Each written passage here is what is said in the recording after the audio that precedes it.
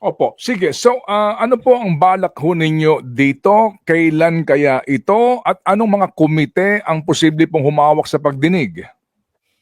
Well, doon po sa resolution na inihain namin bago po mag-break ang Kongreso sa Christmas break, nirefer po itong resolution na ito sa tatlong committee po Committee on Public Information. So tatlong komite. So tatlo na naman yung committee chairman dyan.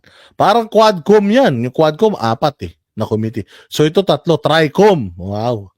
Pucha, ilang buwan to. Pagka ganito na naman. O ilang buwan na hearing na naman yan. Gaano kalaking gastos na naman yan. Imagine. Committee on Information Technology at saka Committee on Public Order. Ted, no, dito yata ni-refer itong aming resolution na ito. So, ang layunin nito ay hindi para pigilan yung mga pagpapahayag ng malayang pagpapahayag. O ano pala?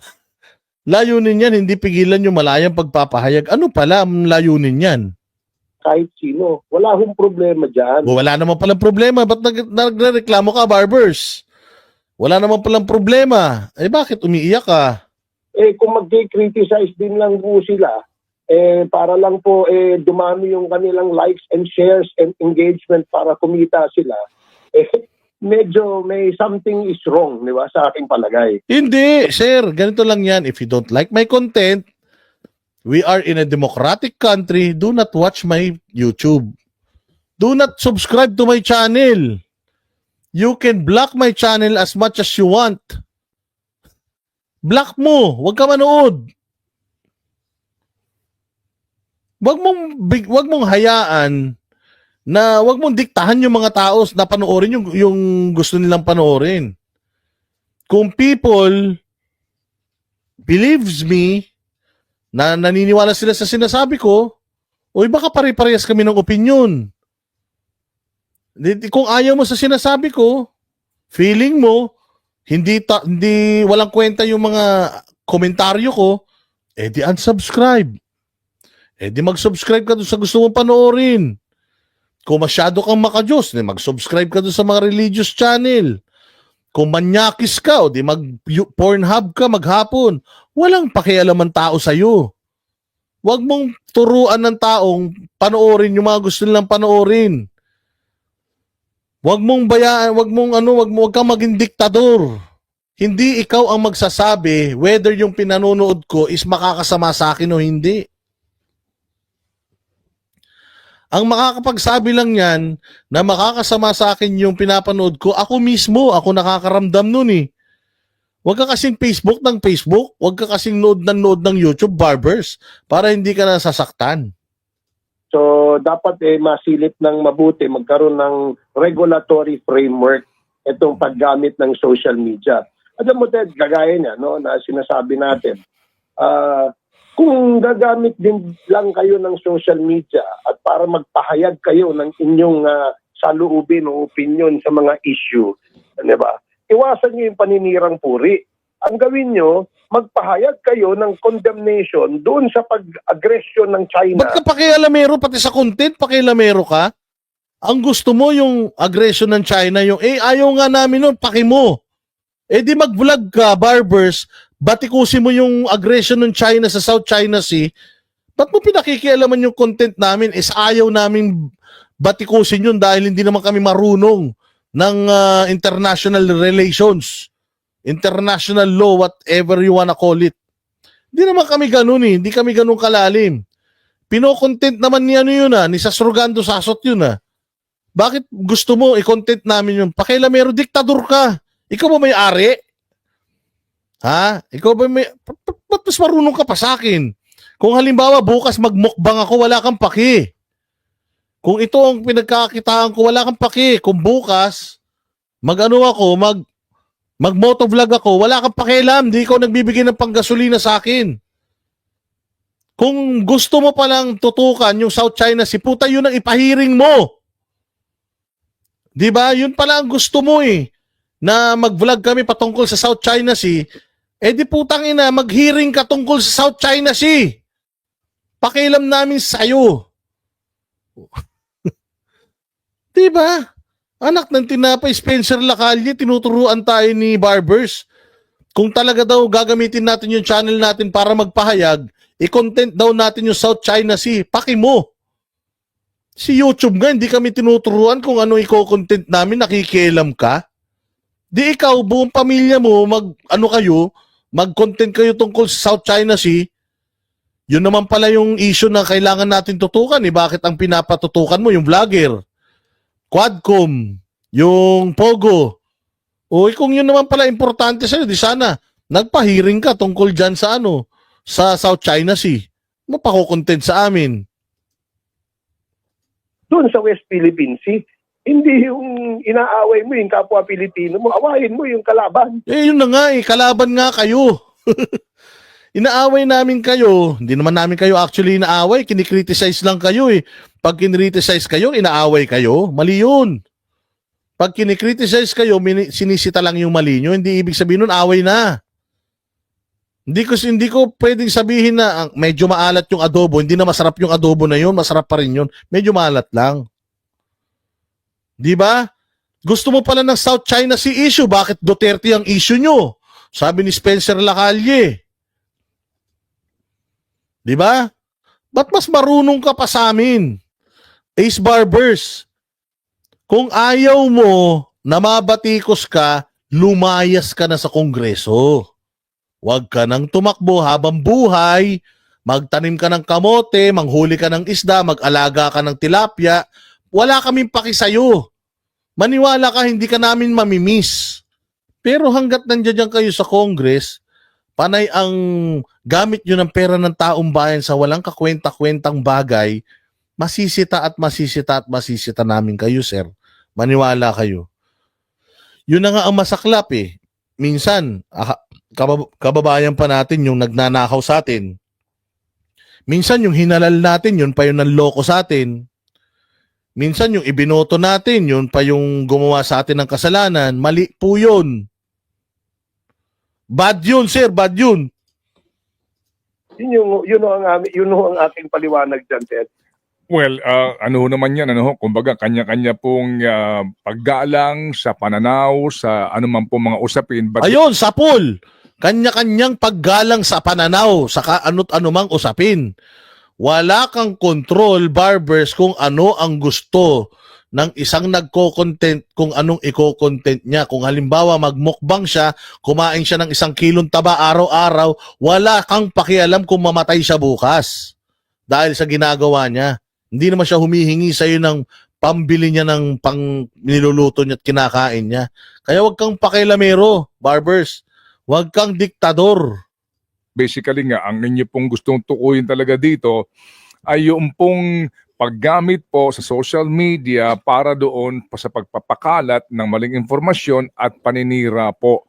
Opo, 'di ba? That's correct. So that's a very thin line, Kong Ace, no? Pag pinag-usapan nga natin yung freedom vis-a-vis yung pong sinasabi na posibleng regulasyon. Dito ba meron na kayong ano ito? YouTube ba 'to?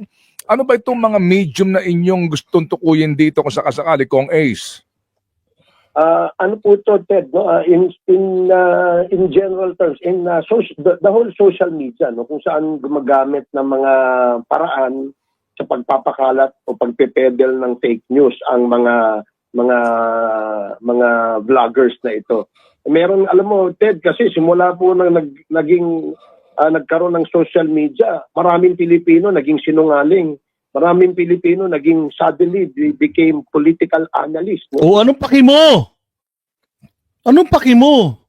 May social media Kaya mo magbigay ng opinion Ang tawag doon, pagbibigay ng opinion, wala kang paki. Kung halimbawa ako, bigla akong nag-content dito ng tungkol sa boxing dahil may nag-boxing kanina, wala kang paki. It's not up for you to decide kung anong gusto mong gawin na. Kontrolin mo yung pamilya mo. Yung mga anak mo, kapatid mo, nanay mo, tatay mo, mga asawa nyo. Yun ang kontrolin nyo buhay. Hindi nyo pwedeng kontrolin yung buhay namin at mamili kayo para sa amin. Wala kang paki. Kung bukas, pag-usapan ko yung basketball, bukas, political analyst ako, bukas, doktor ako, wala kang paki. Labas ka na dun. Mind your own business. Gawin mo yung trabaho mo sa congressman. Walang problema yun. Opinion nila yun eh. Wala palang problema. Opinion nila yun. Ba't nakikialam ka? Ano ba talaga, Barbers? Labo-labo ka na eh. Wala naman palang problema, pero pinoproblema mo. Ulitin natin sasabihin niya. Wala daw problema, pero pinoproblema niya. Ng social media, maraming Pilipino naging sinungaling. Maraming Pilipino naging suddenly became political analyst. No? Walang problema yun. Opinion nila yun eh. Oh, yung walang problema, opinion nila yun eh. Anong problema natin ngayon? Ha? Anong pinagtatalunan natin? Ace Barbers, wala naman pala. Diba? Yung iba nagiging journalist na. Oh, Kaya nga ano naman ngayon kung maging journalist? Ikaw nga, naging congressman ka eh. Wala nga kami pakialam sa'yo eh. Wala ka namang silbi, naging congressman ka, nakikialam ba kami? Yung karir mo sa buhay, hindi namin pinakialaman, sir. Yung suot mo sa araw-araw, wala kaming paki. Kahit di ka mag-brief, kahit mag-panty ka, mag-lipstick ka, wala kaming paki sa'yo. Walang pakilamanan. Kung ano trip namin sa buhay, amin yun. Tangin ng klaseng ano yan. Anong klaseng argumento yan, sir? Gawa kasi kayo ng gawa ng kalokohan, tapos takot kayo sa sarili nyong multo. ang aming dito, imbitahin din namin yung mga respetadong mga journalist na ano ang kanilang pananaw tungkol dito sa pagkalat ng mga fake journalist, no? Meron naman diyan yung mga laos na ng mga journalist siguro naghahanap buhay. Oh, anong problema dun? Laos na journalist. Alam ko naman sinong pinapatamaan mo dyan eh. Si Jason Sa. Laos na journalist. Anong laos na journalist? Retired tanga. Anong laos? Retired journalist yun. At kung sakali, dahil retired na siya, hindi na siya active sa TV at mag-social media siya, wala kang paki. Putang ina. Wala kaming paki sa inyo. Ang pinakikialaman lang namin, Barbers, kung yung trabaho nyo, kung mali o tama, para sa panlasa namin, mali. Wala kang pakialam dun. I-correct mo. Kung ayaw mo i-correct, o di manahimik ka, ang ina niyan, inaaway nyo si Jason. Sa'yo, mas matalino pa sa inyo yun. Nagjajakul ka pa lang. Journalist na yun si, Jason Sa. Alam nun yung mga issues ng bayan natin. Ano naman kung laos na journalist siya at gusto niyang mag-YouTube, mag-vlogger? Dapat magpalit ka na rin ng magpalit ka na rin ng karir. Baka dapat mag-vlogger ka na rin. Barbers, inggit na inggit ka yata sa mga vloggers eh. Di ba? Inggit na inggit ka yata sa vlogger. Talaga to si Barbers, so pati ba naman niya, inaaway mo si Jason, so baka magdebate kayong dalawa, hinihika na yun, partida. Baka hindi ka manalo. Tarantado rin pala to eh. Si Bongbong Marcos nga, vlogger, presidente na, vlogger pa eh. Hindi mo sinisita. Di ba may vlog si Bongbong? Siya nga vlogger eh. Presidente na eh, kami pa kaya? Hindi, maiinis ka talaga eh. Maiinis ka talaga. Tangina, sobra naman to, sir. Mali-mali na yung sinasabi mo dito. Nakakahiya na kayo ng sobra pagka ganyan. Sabi nga ni Jeronimo Barbers, imbitahin mo yung drug users at drug dealers. Sila ang imbitahin mo. Hindi, maganda, imbitahan niya yung mga drug lords sa sinasabi niya nagbabayad ng mga vloggers. Kasi sabi niya, narco-vloggers eh. Sino kaya yung mga narco-vloggers? Magagalit talaga ako pag pinatawag niya ako niyan. Tapos, narco-vloggers? Ibig kayo nagbabayad sa akin dito, yung mga pakulay nyo? Di ba? Nak ng toko. DDS, puro fake news kasi. Ano nga ang fake news? Snowflakes, bilis. Ilapag mo kung ano yung fake news na sinasabi mo para alam namin. Ilagay mo dyan. Maglagay ka, bilis, kung ano yung peke. Ilagay mo. Bilis, hindi pa pwedeng fake news kasi kayo tas wala ka namang ilalagay na balita. Ano yung fake news na sinasabi mo? Bigyan kita ng 10 seconds. Kailangan ilagay mo dyan ha. Kailangan fake news talaga yan ha. 10 seconds lang ha. Pagka wala na. Pabablock na kita rito. Kasi okay lang sa akin na mang-bash kayo basta may matututunan din kami kahit papano. Sige, puro fake news kasi sayo puro fake news. So, alin ng fake news? Alin ng fake news dito sa sinasabi namin? Bilis. 10, 9, 8, 7, 6, 5, 4, 3, 2, 1. Putang ina nyo talaga, wala kayong mga silbi sa buhay. Manggaling nyo mang-troll, wala naman pala kayong alam. Ayan, barbers, dapat itong mga ganito. Kita mo kung fake news kami, oh. Kinakausap pa nga namin sila kung anong peke sa sinasabi namin. Walang maibigay ang mga buwaka ng inanto. Wala silang masabing matino na ginawa ninyo. Oh, sige, snowflakes, nose rag. Ilagay mo dyan kung anong magandang nagawa nito ni Barber sa bayan natin Pilipinas. Bibigyan kita 5 seconds. 5, 4, 3, 2, 1. Ito mo, Barbers, walang masabing magandang ginawa mo itong tagapagtanggol mo rito. Tapos sasabihin mo, kami fake news.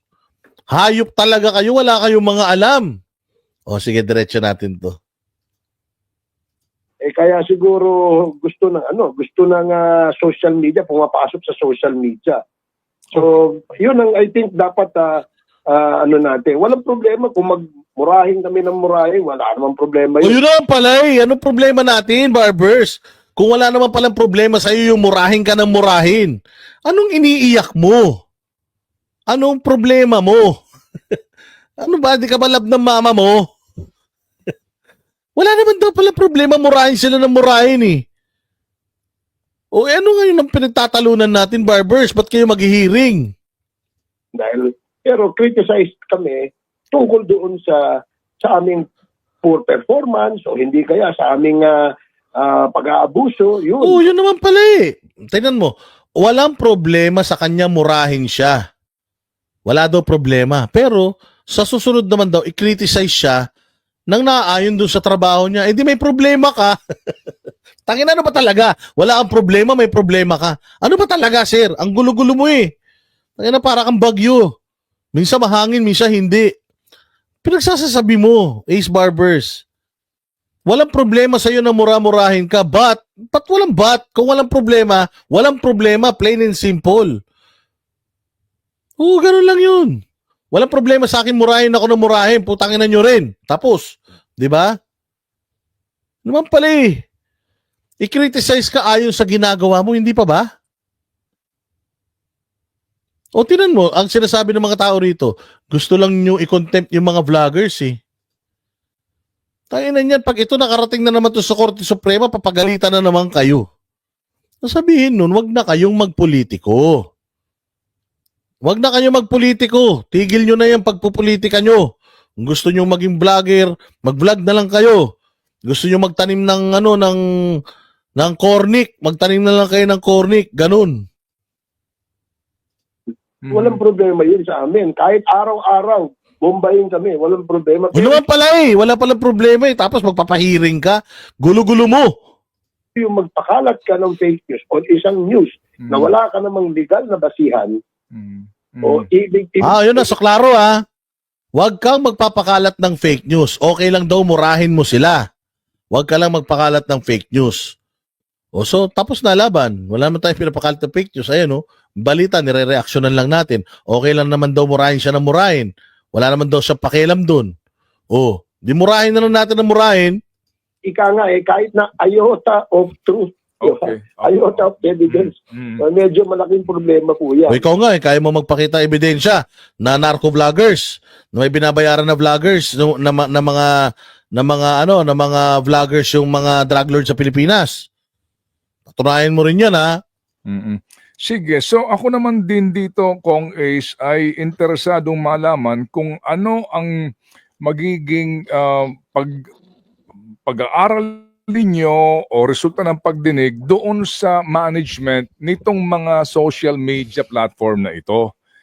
Yung kanila din namang responsibilidad kasi halimbawa no sa YouTube kung klaro naman talaga na pawang kasinungalingan at pawang nakakapapanira no, ng puri, ng pagkatao, ng personalidad, yung isang sinasabing vlog na yan o anuman, bakit hindi kitang-kita mo naman, di ba?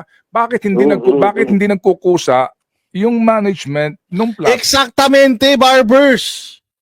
Facebook will determine whether the post is what? Fake or not. Meron na nga kayong fact checker sa Facebook eh. Kaya nga shadowban, binablock, pinuputol yung mga channels eh. Yung mga Facebook pages eh, na mga peke eh. Naghahatid lang ng mga putang ina, nagagalit ka sa mga political vloggers, ang dami naghuhubad-hubad. Sayaw na sayaw sa TikTok, ang papangit naman. Putang ina niyan, nakalabas yung mga kilikili, ang iitim. Yung iba may buhok pa. Yun ang ipagbawal mo. Yung mga malalaswa, yung gagayahin ng mga bata, balang araw tinan mo yung mga bata nga, ililiit pa sayaw na nasayaw sa camera. Kami nga, Christmas party, hindi pa kami sumasayaw sa hiya namin. Ngayon, yung mga bata, kahit pasayawin mo, kahit maraming tao magsasayaw, ang kakapal na ng mukha ng mga bata ngayon magsayaw-sayaw. Bakit? Rampant sa social media, yung mga sayaw ng sayaw, mga nakahubo na. Yun ang dapat na anuin ninyo. Yun ang dapat na linisin ninyo, social media from that. Again, yung sinasabi dito ni mas matalino pa sa'yo to si Ted Filon Barbers eh.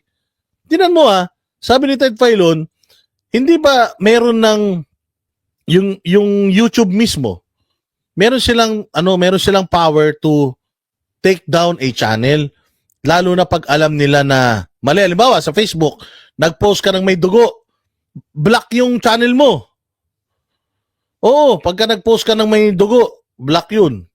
Kahit na, hindi ba, nag-post ka na, nag-makeup ka lang na kunyari duguan mukha mo, block ka dun.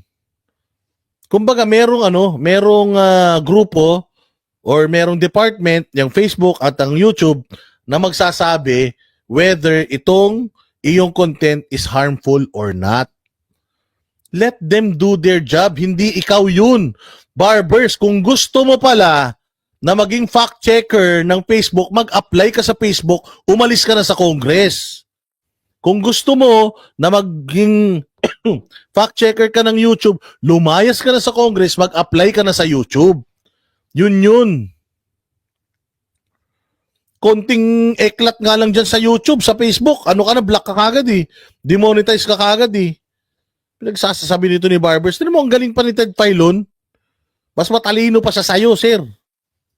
Form, yung ba sasakupin din ninyo?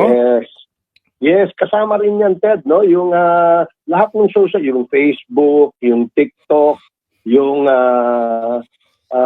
yung YouTube and other social media platforms, no? Iimbitahin din natin yan para magbigay din sila ng kanilang suggestion kung paano natin paano tayo magkakaroon ng isang regulasyon. Nahiring na sa Congress yan noon. Remember, gusto nga ipatigil ni Grace po yung Facebook sa Pilipinas. Kasi nga sobrang influential ng social media. 2 presidente na pinanalo niyan, si Bongbong Marcos at si Rodrigo Roa Duterte. Kapag ayaw sa'yo ng social media, wala kang pag-asa maging presidente. Kaya gusto nyong kontrolin yung social media. Alisin lahat ng pabor sa mga Duterte para walang Duterteng manalo. Yun lang naman yun eh. Dahil pag sinasabi, para dyan, no? Huwag lang nilang limitahan yung yung freedom of expression tsaka freedom of speech. Ipaglalaban po natin yan. Ang atin lamang nililimita rito ay yung pagkalat ho ng fake news. Yun ho ang ating kung wala namang basihan, dapat may pananagutan din yung nag-post. Halimbawa, nag-post ako mismo nag-post ako at sinabi ko yung isang kongresista ay pagnanakaw, no? Dahil meron ho akong ebidensya, nakita ko na meron ho siyang mga ghost na mga empleyado o ghost na mga project. Yun, nila yun, ikalat nila yun. Mhm. Pero yung mag-iimbento na wala ngang iota of truth, o iota of evidence, para lang makapanirang puri dahil dun sila sumusuporta sa mga kalaban. Ito muna, medyo may problema tayo dyan.